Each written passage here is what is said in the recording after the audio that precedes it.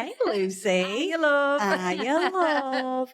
But so this is weird. This is really strange. And I can see you physically. Like, it's really odd. We're eyeballing each other in the same room. It's totally bizarre. And what a beautiful room we are. Cool setup, isn't it? It's really cool. Yeah. So for those of you that aren't watching the video, you should be watching the video. You should be. We decided to invest.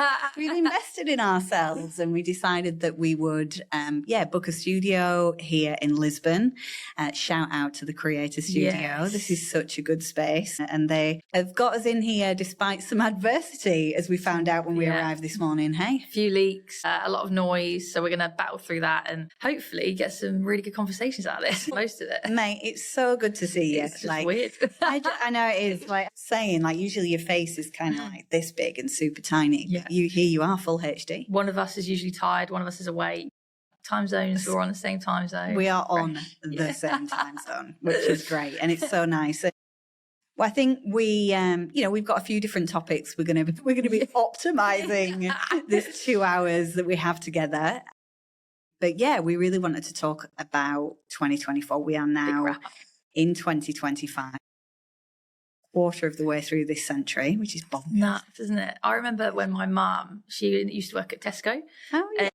She went on the turn of the millennium, and you got this massive poster that you could put against your wall and like put all the stickers on it, and it was like a massive thing for Tesco at the time. And that's 25 years ago. I think I said to you yesterday there was a thing that we're now the same distance. 1990 is the same distance from the 1950s as we are now to 1919. It's like, so everyone thinks we're old now. Yeah, speak for yourself. Young and youthful and gorgeous. Yeah, well, let's talk about 2024. Oh, my God. Let's do a little bit of a look back on 2024 because, we launched our podcast in 2024. This actually, we were thinking about this, wasn't we? It was a goal for us at the beginning of last year. Yep. It actually took us. So the thing about me and Danielle, so I rushed, Danielle does not. So we were like, right, we're going to do a podcast and we're going to get out really quick. I think it actually took us 6 months. The first episode launched on the, what's that? 13th of June. 13th of June. Mental. Yeah, so actually it took 6 months to get going. Because this planning, Lucy. Let's just, excuse me as well, people, I've got a bit of a cold. So, Lucy, let's talk about what you mean by that, right? You are gung-ho, you are execution, execution, which I love. Yeah. I cannot just execute. I have to know. Plan. I like to plan. Yeah. And this was, a new venture for the two of us. Like, how the heck do you even do a podcast? Like, we didn't really know, did we? I thought you just kind of just put a microphone on. You were just like, I'll put my Apple headphones in and away we go. Whereas I'm like, no, I'm pretty sure we need some good equipment and some technology. Yeah. So, we had to plan, and then we did a big workshop on it as well. That was really good fun. Which was, what do we both want out of this? Yeah. Why are we doing this? Yeah. What's the purpose? What was the purpose? When we look back at that Miro board, what was your purpose for doing it? My purpose was, I think, when it comes to content, we live in a world where content is king, right? You unfortunately cannot run a business, cannot provide a service or an offering without having some form of social presence. And my way of communicating is not through sitting down, chopping up, like forcing myself to come up with some form of content. Like I find it really hard. I find it really unauthentic. Yeah. And this for me was like, I can talk, like ask me a question, I can talk. Yeah. Like I can speak to my experience, my stories, my history, the examples of work. This is a very natural medium for me. So when it was like, let's do a podcast, that felt really good to me because I could just talk about things. And then we can use that content in other ways.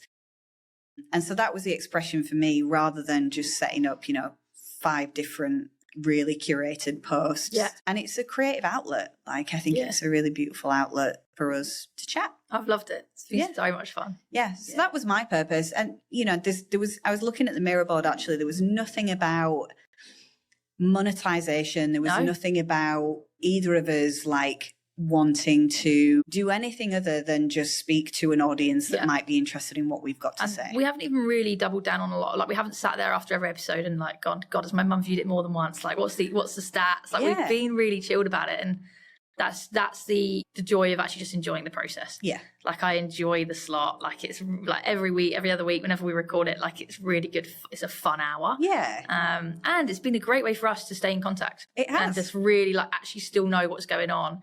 Because 12,000 miles away again now, like, it's like what's actually going on in each other's lives. Like, it's a really good way to just keep in touch. Yeah, no, I agree. I completely agree. So, yeah, I think the why behind the podcast was very, it's a great way for us to talk about what's coming up, be that in client work, in day-to-day. Yeah. You know, I think we've got great friends that work in the industry as well. And sometimes there's those conversations that happen kind of more naturally. I often think, gosh, I wish I'd have had a record button right there, because it's so natural, you know, and we figured other people would want to hear from it as well. Funnily enough, they have, Lucy. They have. So we launched on the 13th of June. All the prep up to that was, you know, who are we? What do we want to talk about? What do we think our listeners would want to hear? Why are we doing this? Yeah. And, you know, we committed that we know that most podcasts... No, don't make it past episode 3, was it? Or episode 7? Episode 7. 80% of podcasts don't make it past episode 7.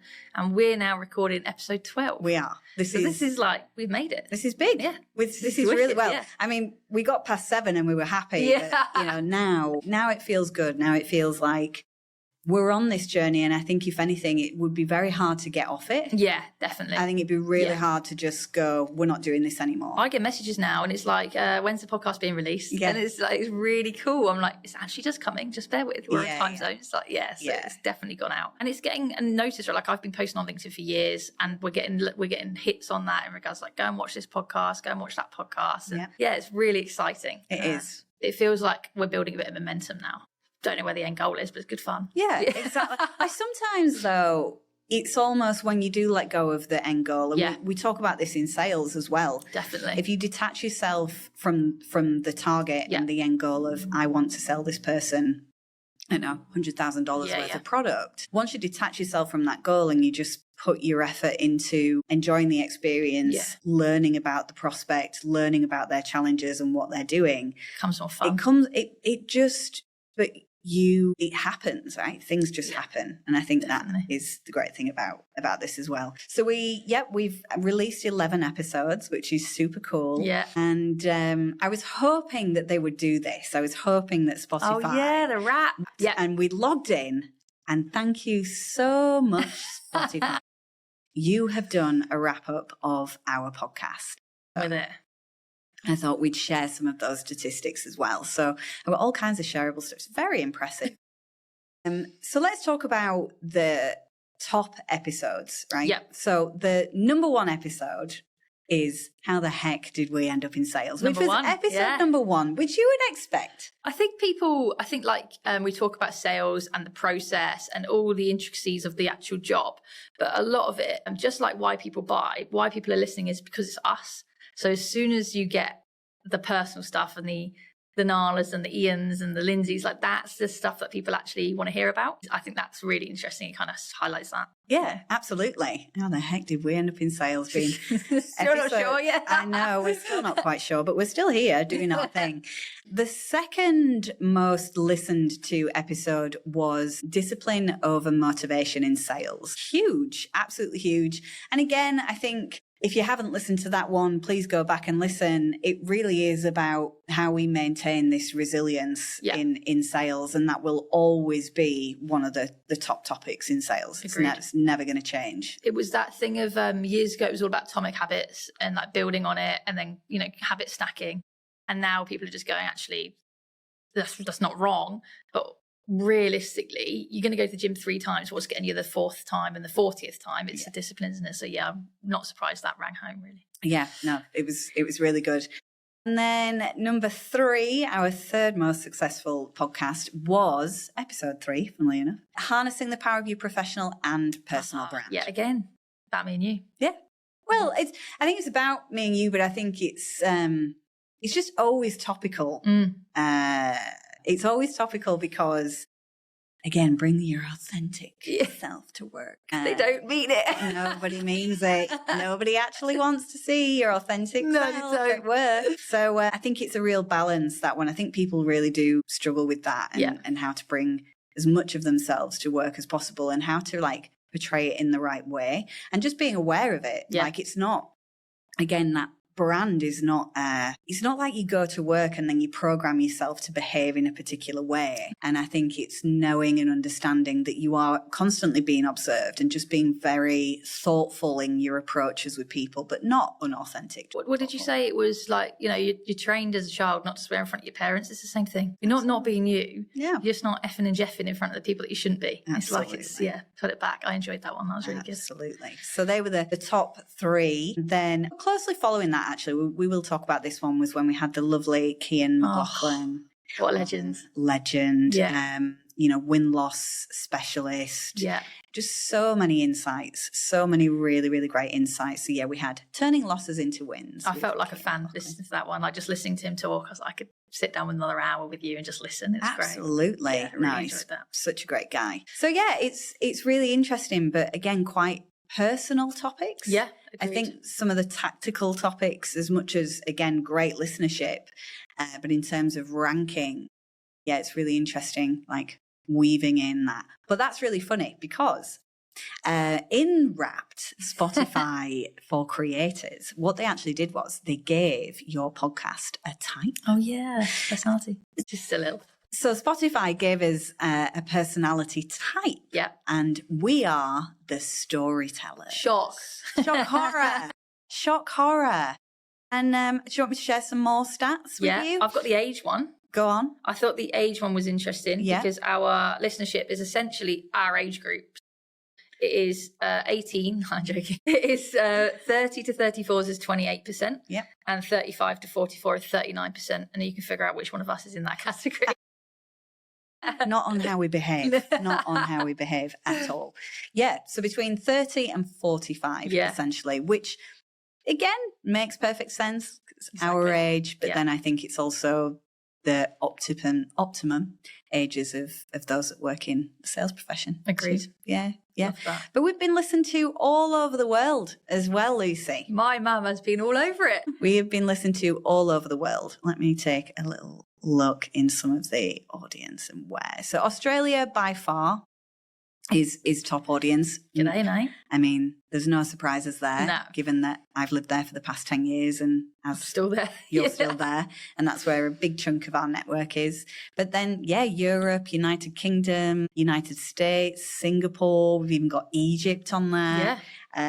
France, Ireland. So we are being listened to all over the place. Very cool. How good's that? Yeah, it's so cool. How good is that? I like that a lot. And then what else? We're in good company apparently. So of our listeners, they also liked some other podcasts like Pardon My Take, The Diary of a CEO with Stephen Bartlett, another good one, and My Therapist Ghosted Me. Oh my God, have you listened to that? No, not yet. Honestly, I was on the tube in London years ago listening to this, laughing out loud. Really? Like it is belly funny. Yeah? It's so good. Okay, I'm going to put that one If we're in that category, I'm happy. That's okay. No, it's good because we need a bit of humour. Yeah, exactly. We need a bit of humour in our lives.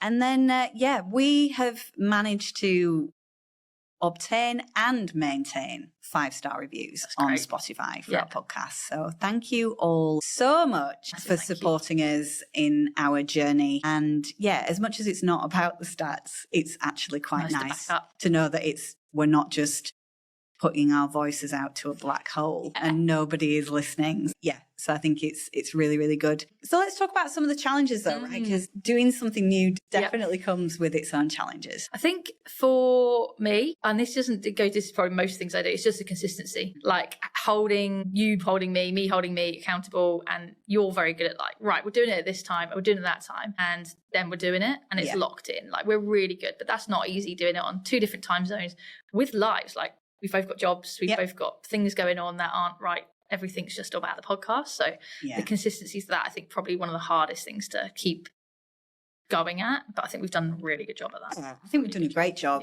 For me, I think it was super interesting learning all about the technology. So I kind of took on all of the editing work, and even doing that research into, this is my personality type. If I'm going to buy technology, I have to do a full evaluation process. You sent me the document to read. So I think using great technology has been fabulous. Even the editing, super interesting. And it brings me back to like AI, right? And as great as AI is, so I'll give you an example. So we use Riverside for our podcast. Amazing piece of technology, constantly evolving as well. Every time I log on, they're like, hey, there's this new piece of functionality. But there's something that you can do, right? You can click and you can go, create me 5 snippets for this podcast, right? And it creates these snippets. And then I watch the snippets and I go, nah. They're the wrong ones. Wrong ones. Because AI doesn't get the nuance in us humans. It doesn't get that. So what I end up doing is, as I'm editing and listening back through the podcast, I'm jotting down timestamps. Are you? Yeah. So I jot down the timestamps of, okay, that sounds really good. I love what Lucy said there. That's a great topic. So the technology piece has been like really interesting. Challenging because it does take time to edit. And again, I'm not the kind of person that can just hit go and let the computers do it. I want to listen through it, make sure it's right. So that time consuming element, consistency you talked about, like making sure that we do them every 2 weeks, edit them, schedule them. There's been times when I haven't been able to edit it and release it on exactly the right day. But you know what? You gotta let yourself something slide. And we're recording them. That's the biggest thing, is actually getting the content there, isn't it? And we always started with video. Yeah, we did actually, didn't we? Yeah, because I love the video. I think it's really nice. Like my mum watched it in the gym. I know a load of people that, and actually it came up on the Wrapped about that. I think a lot of our listeners are watching. I like that a lot. Well, I like to watch where I can. I mean, I enjoy listening, but I think it's just nice to kind of engage with the people as well. And look at us in our fancy studio. This is cool. I like it. You need to be watching this because this is HD. We should get like a big purple patch Sales Edge podcast like plaque. And then it lights up. Didn't we look at that? We can do that. That does exist. I think we should do that. Does exist, Lucy. Can we put some money into that next time? That's like for one in each country. Lisbon and Australia. We can do that. We can absolutely do that. What else? I think we've talked about the goals for the podcast. Let's talk about the goals this year for the podcast. Because now we're coming into 2025. We're both agreed that we're going to continue to do it for this year and maintain that consistency. What goals do you think we need to achieve for the podcast this year? For the podcast, I think for us, I think it's going to be about, again, not focusing too much on the end result. I think we need to get some really good guests on. And if we look at the podcast that we both like really enjoy, like the Miss Me's, like that interactivity with the audience. So I think the audience talking back to us more and really interesting guests on, like more of the Kians. More Kians, please. And actually, I think a goal for me is I want to get some top performing salespeople into the conversation. Right? We talk about our observations. I'm still very much in sales. I still very much represent myself and my business. You obviously manage a high-performing SDR team as well at the moment. And we can talk about our observations. But, I'd really want to get some salespeople, top-performing salespeople onto the podcast. That's a great idea. Talking about some of the real-world experiences right now. So, I mean, there's people I know we can reach out to. But if anybody's listening and you're like, hey, I'd actually like to share my experience, hit us up. We'd love to hear from you. I think a few more female voices as well. Definitely. Would be, a goal for me. I think that was actually really interesting because that was one of the things we said we didn't really want to like niche ourselves into because our audience is 50-50 as well, men and female pretty much. It is. But there is a big element of us being like, right, well, where are the female leaders in tech and actually strong women in those roles? So I think getting their voices heard is important as well. Absolutely. And we are also going to be bringing in some more personal topics, which we've already spoken about as well, some more health related topics as well we're going to be introducing. So you can expect a little bit of that. And then Purple Patch in terms of the business itself, like what's going on this year. We got some pretty big goals this year. LL, what are we doing this year? So we sat down probably 6 months ago and we're like, more personally me, like, what do I want to do? Where do we want to go with this? And I was like, I had this thing in my head of podcast was number one, and then events. Like I was like, I think we should be on stage. Oh God. And I was like, so there's a really big fitness summit called IFS, and they do it incredibly well. And it's not just like fitness idiots everywhere. It's like fun, and they have like health and wellness in there, and they have all this stuff. And I was like, we could be doing that for sales, not these boring, stuffy sales conferences. Let's teach people things in a fun way, an interactive way, and give them like a couple of days to really remember. And not just with people that they're used to hearing every day, and they also seem to stick to their clique. So like, for example, it would be, I don't know, it would be company X sales kickoff. So why don't you have like 10 people companies coming together and actually learn from everyone? So that was like my brainwave. I was like, I want to do that. And you were like, well, actually, that's what I want to do. So that was the big one, I think, for the first tick of the list next year. Yeah, absolutely. Launching some of that. Launching some events.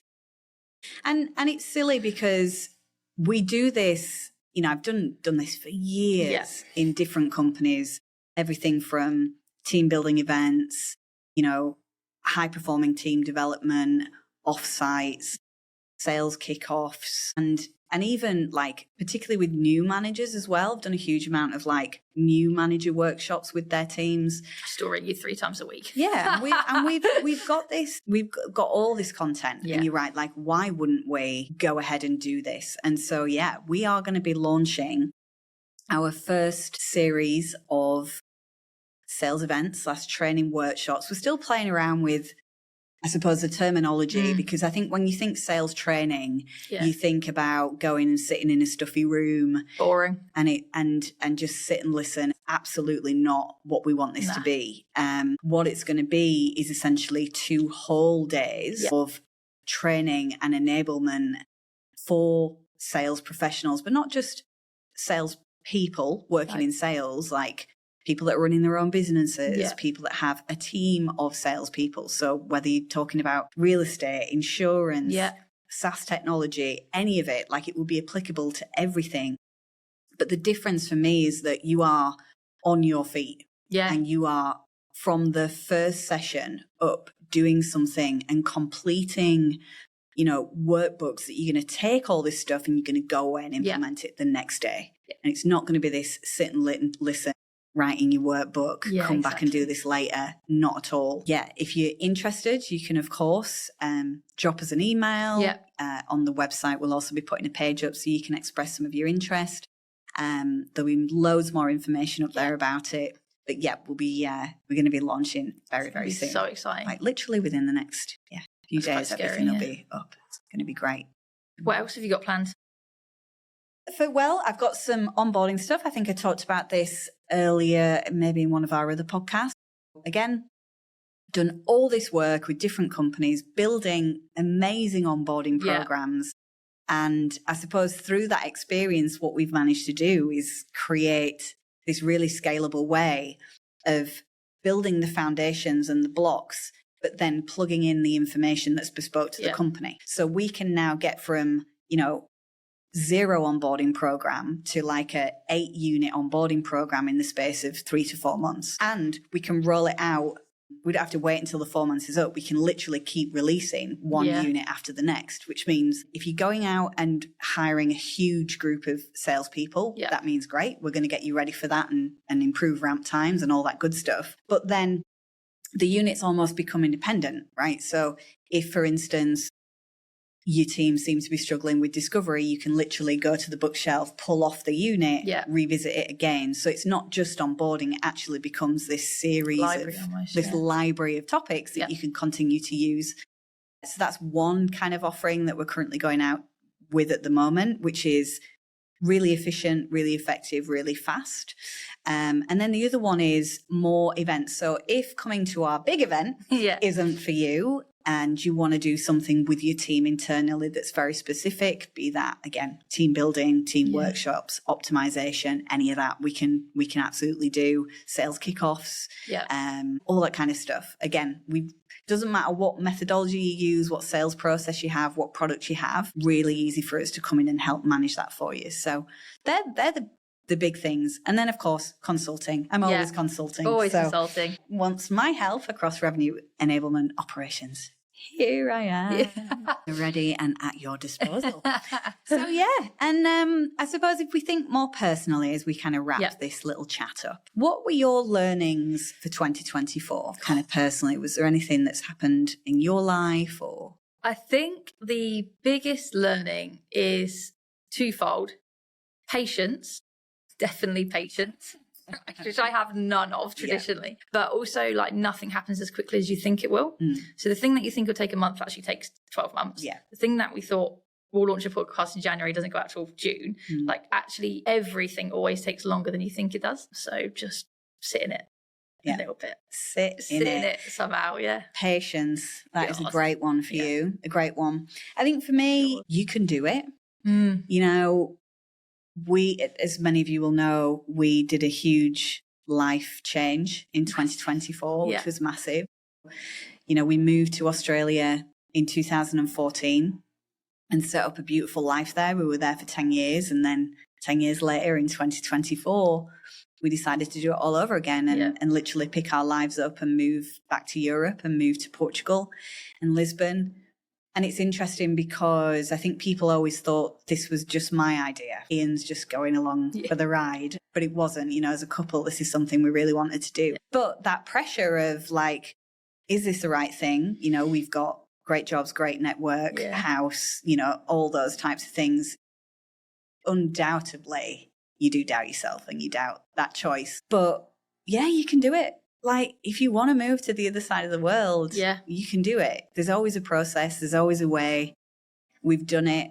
We're very happy with our choice. Yeah, there's been some ups and downs and we're still figuring out exactly where we want to be. But it just blows my mind that you can do these things. You can go pick a country and go move to the other side of the world again. I think a lot of people will never quite get the mindset of you and Ian of just like, right, we're doing it, and then it does get done. Like, it's like there is nothing that will stop either of you. And watching you both in Lisbon, like, it is just cool.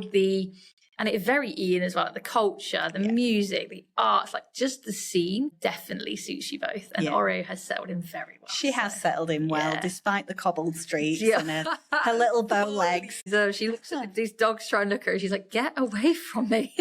She's done really well. It's an amazing life you started. Yeah, it's great. And you know what? Like, we might, I hope this is home for us. But again, I would never say never. I would never say never that if an opportunity came up for us in another country, I don't know that, you know, I would never say never. Yeah. But yeah, I think you can do it. You can do it. You can do these things. You can do these big life-changing events. Yeah. And worst case scenario, you go back to doing what you were doing before. Exactly. I always said that. Love it. That is a bloody great wrap-up. It is a good wrap-up. Amazing wrap-up.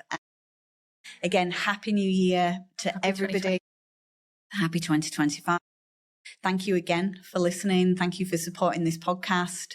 If you do have any ideas, if you want to be on the podcast, if you're sat here listening, going, I'm a salesperson, I would love to share some of my on-the-ground experience. Let us know. We'd love to have you on. If you've got any recommendations for other podcasters that you think might be nice to invite on, go ahead, let us know. Absolutely. And I hope your Christmas, New Year was fabulous, and I hope you're ready for 2025.